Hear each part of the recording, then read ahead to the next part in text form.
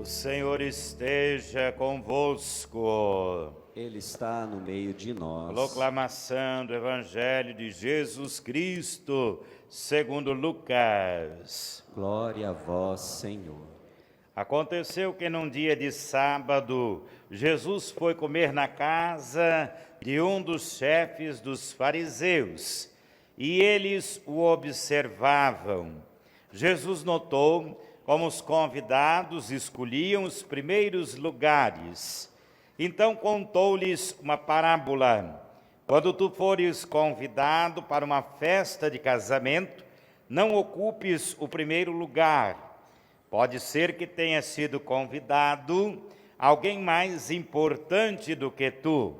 E o dono da casa que convidou os dois, venha a te dizer, dá o lugar a ele. Então tu ficarás envergonhado e irás ocupar o último lugar. Quando tu fores convidado, vai, senta-te no último lugar. Assim, quando chegar quem te convidou, te dirá, amigo, vem mais para cima.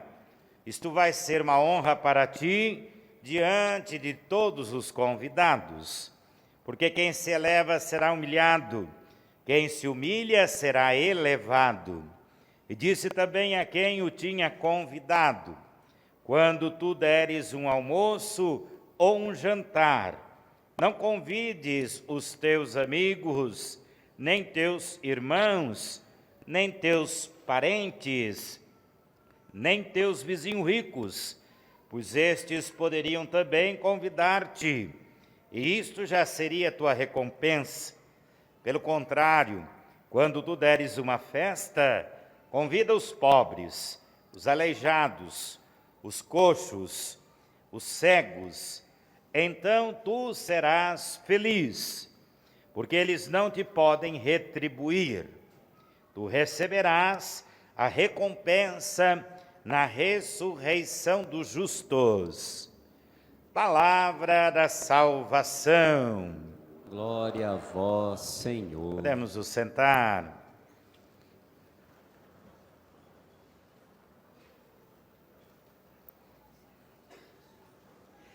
Caríssimos irmãos e irmãs, na liturgia celebramos o 22º domingo do tempo comum.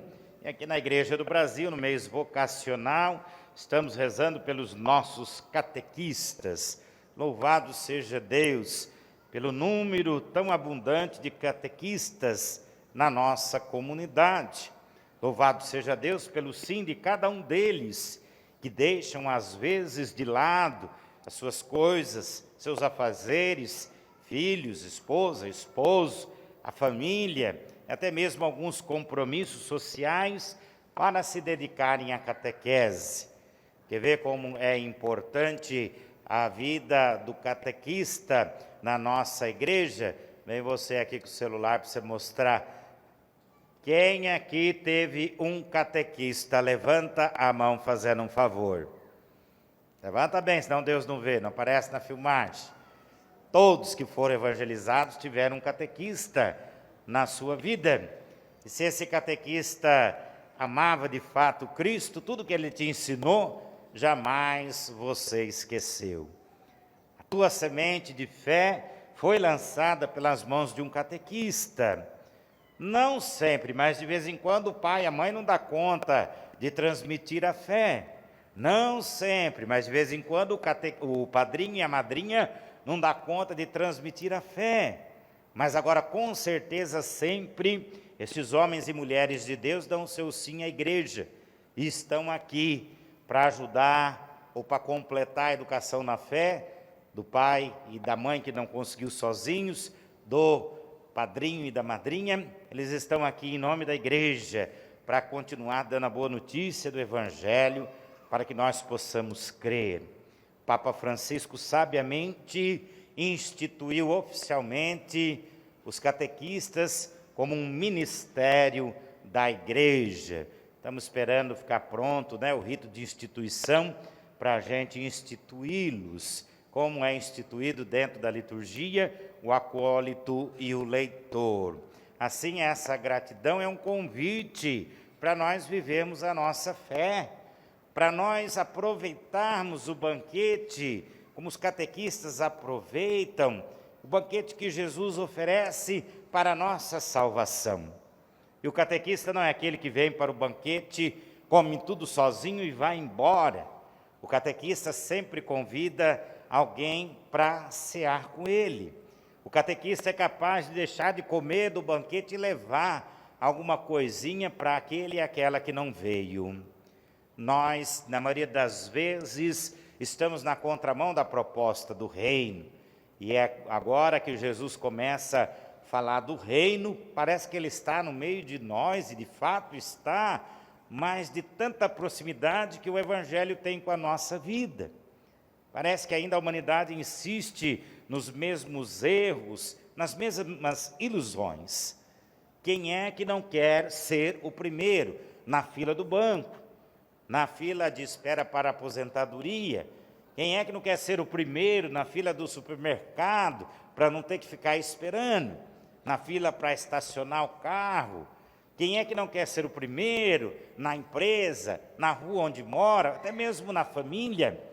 E ainda nós somos impulsionados por bastantes teorias motivacionais, onde todo mundo a qualquer hora vai ficar rico, poderoso e famoso. Se todo mundo ficar do jeito que a gente vê lá nas redes sociais, naqueles métodos malucos, não sei onde vai ter tanto lugar para gente rica e poderosa no mundo.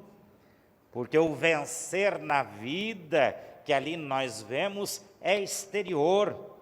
O vencer na vida ali é apenas, às vezes, uma prática individual, mas que é oferecida como se fosse para todos. Quantos que usando esta ou aquela teoria deram certo? Quantos que alcançaram a fama, a riqueza, de maneira a não se esforçar? Então, o vencer na vida proposto de Jesus é um pouquinho mais difícil. O vencer na vida de Jesus passa pela morte, porque a vida só vai ser uma vitória quando nós chegarmos na ressurreição, quando nós formos por Deus glorificados. Então é claro que nós precisamos, podemos, merecemos crescer, nos capacitar, nos dar bem, mas tudo isso não pode ser o ponto final da nossa existência, o objetivo único da nossa existência. Tudo que nós buscamos e conseguimos enquanto estamos aqui deve ser uma antecipação daquilo que nós vamos viver depois por toda a eternidade. Então, os primeiros lugares no reino de Deus são para aqueles que nada têm. Qual é o melhor tempero para deixar a comida mais gostosa? A fome. Qual é o significado de uma mesa farta para quem come do bom e do melhor todo dia? Na contramão do que nós vemos, esse banquete é oferecido para quem não tem o que comer. Esse banquete é oferecido para quem não tem onde trabalhar. Esse banquete é oferecido para quem não tem onde morar, para quem não tem o que vestir, onde estudar. Porque aquele que nada tem precisa estar por primeiro nas prioridades da vida humana. Porque o que já tem já está e já é abençoado.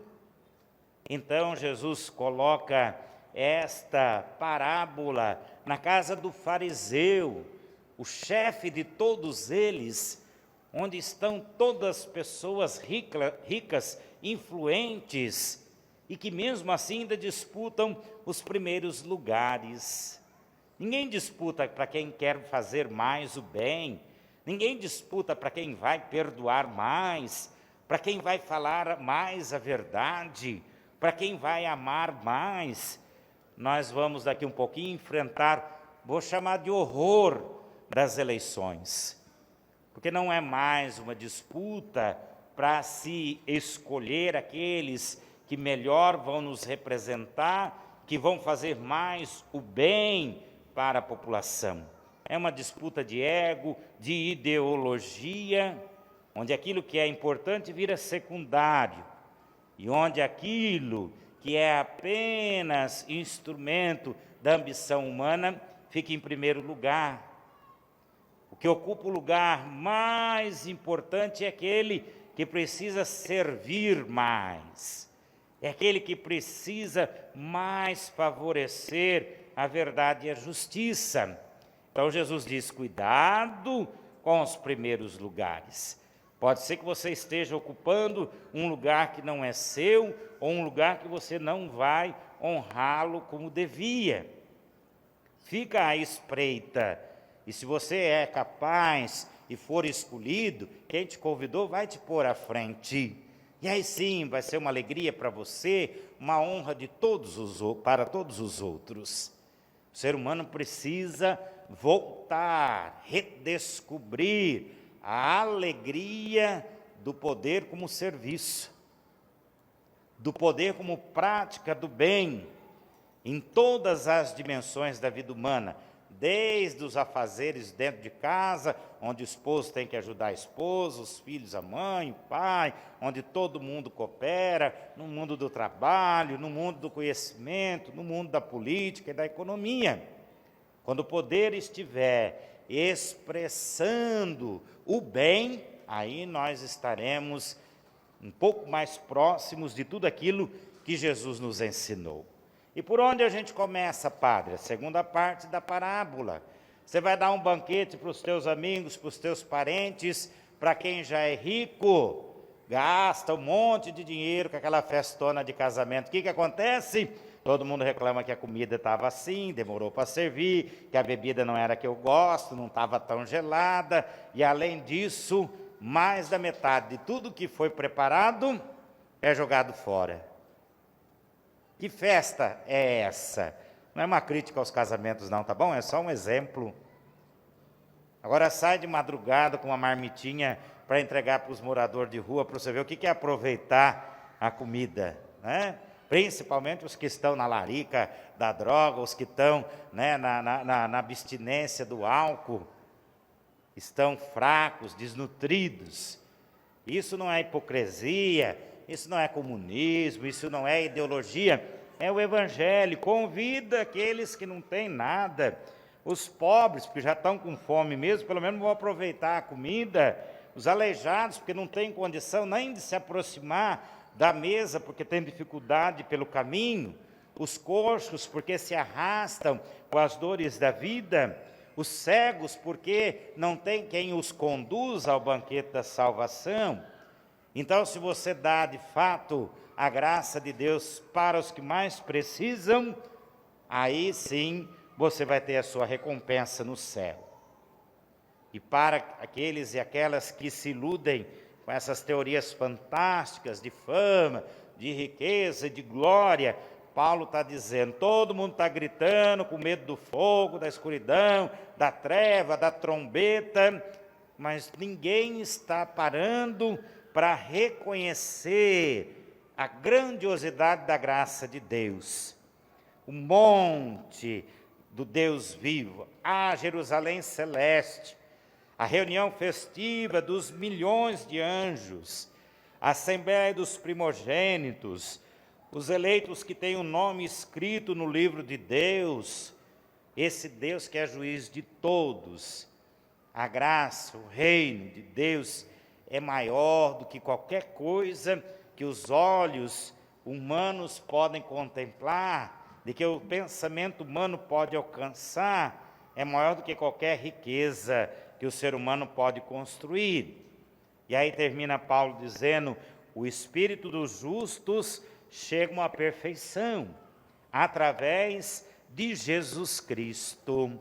Ele é o mediador dessa aliança. Então é possível sim, vivermos o reino, até para os poderosos padres, principalmente. Essa semana nós celebramos a memória de Luís da França. A igreja não põe o título de rei lá para não confundir com Jesus, que é o rei do universo. Mas Luís foi rei da França, e um homem extremamente de fé, praticava, sendo rei, ele mesmo, a caridade, o jejum, a oração.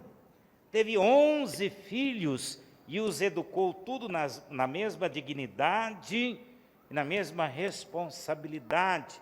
Esposo fiel, não se santificou porque era rei, mas fez da sua posição de rei o caminho para a santificação da sua própria vida. Qual é, Padre, o caminho para a gente alcançar, então, a graça de Deus que nos sustenta? Na primeira leitura, Deus deu 2 dicas tão simples que a gente está cansado de saber e que, às vezes, essas dicas são esquecidas. A mansidão e a humildade. Na primeira sexta-feira do mês, a gente reza: Jesus, manso e humilde de coração, fazei do nosso coração semelhante ao vosso. Depois que acaba a missa, vem confessar e fala: ai, Padre, estou sem paciência. Ai, Padre, estou muito nervoso. Mas acabou de rezar para Jesus, não acredita naquilo que rezou? A nossa vida é muito agitada. Nossa vida, às vezes, se torna um incômodo. A nossa vida é angustiante. E aí Jesus ensina, Deus ensina o caminho da mansidão, a segurança, a serenidade, o equilíbrio, para que a gente faça bem todas as coisas. E depois a humildade. Quanto melhor eu faço alguma coisa, mais eu sou o espelho, eu sou o reflexo da graça de Deus. Então eu não faço isso por vaidade, mas eu faço isso como dom. E eu ofereço aquilo que eu faço bem para a vida humana também ser um dom.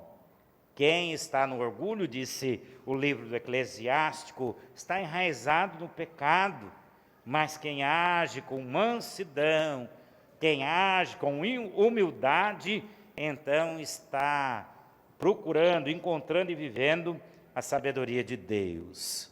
Nós cantamos o salmo e eu encerro com esta reflexão: com carinho preparastes uma mesa para o pobre. A mesma mesa está diante de nós. A mesma mesa se multiplica nos nossos lares. Quem são os principais convidados para essa mesa? Quem é que prepara essa mesa? O Cristo. Os convidados, o Salmo diz: os justos se alegram, já estão na presença do Senhor. O órfão e a viúva, os que ficaram para trás, os excluídos, são agora acolhidos. E lá do alto, a chuva que cai para fecundar a terra é a expressão da bênção de Deus que é oferecida para a nossa salvação. Ela cai sobre todos, ela renova as energias, ela faz a vida florescer. Que saibamos, meus irmãos e minhas irmãs, tirar daqui da mesa da Eucaristia o sustento para uma vida santa, digna e feliz, uma vida, sim, em que a gente é vencedor, inclusive da morte, e vencedor também, porque um dia alcançaremos a vida eterna pela fé. Amém. Creio em Deus Pai Todo-Poderoso, Criador do céu e da terra, e em Jesus Cristo, seu único Filho, nosso Senhor, que foi concebido pelo poder do Espírito Santo, nasceu da Virgem Maria, padeceu sobre Pôncio Pilatos, foi crucificado, morto, sepultado, desceu à mansão dos mortos, ressuscitou ao terceiro dia, subiu aos céus, está sentado à direita de Deus Pai Todo-Poderoso, donde há de vir a julgar os vivos e os mortos. Creio no Espírito Santo, na Santa Igreja Católica, na comunhão dos santos, na remissão dos pecados, na ressurreição da carne, na vida eterna.